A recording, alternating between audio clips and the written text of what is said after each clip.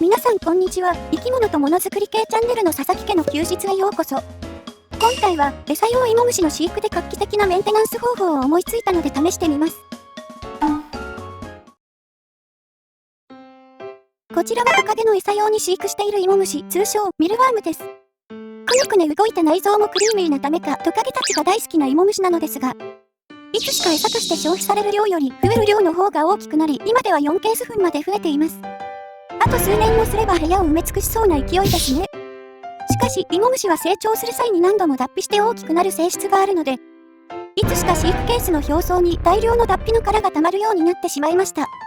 このまま置いていても飼育に直接的な害があるわけでもないですが、餌用の子を選別するときに邪魔なので、今回は脱皮殻だけ取り除いてみます。今回ご用意したのはこちら。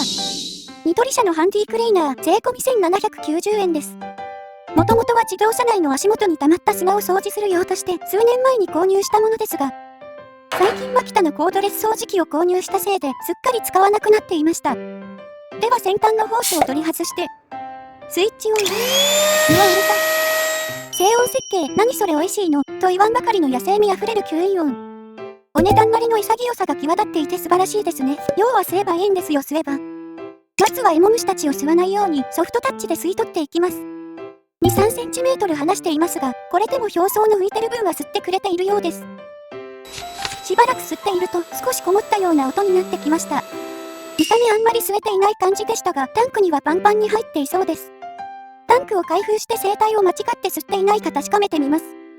脱皮殻が軽いため何か生き物が動いていればすぐにカサカサするのでわかりますが、じっと耳を澄ませてみた感じ、生き物の気配はありません。生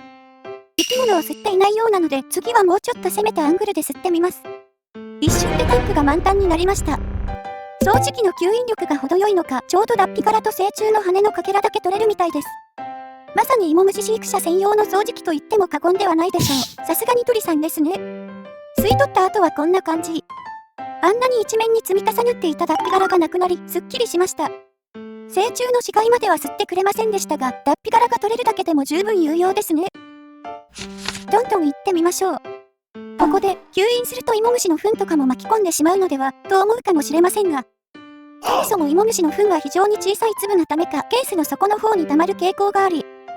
逆に大きくて軽い脱皮殻は表層に浮いてくる傾向があるようです。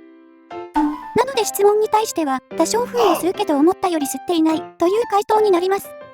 とは言っても少量吸い込んでしまうので、こんな感じで糞まみれにはなっちゃいますね。完全に被害を受けないようにするには何か別のフィルターが必要かもしれません。といった感じで今回は芋虫の脱皮殻を掃除機でお手軽に掃除した様子をお届けしました。過去に作っていた芋虫の自動仕分け機では脱皮殻の処理方法も課題になっていましたが、今日みたいに掃除機で吸えるぐらい軽いなら逆に風で吹き飛ばしても処理できそうですね。脱皮殻はまたすぐに復活するので次回に試してみても面白そうです。最後まで見てくれてありがとうございます。皆さんのいいねやコメントが毎回制作の励みになっています。このチャンネルでは今日のような動画を定期的に投稿していますので、ぜひチャンネル登録をお願いします。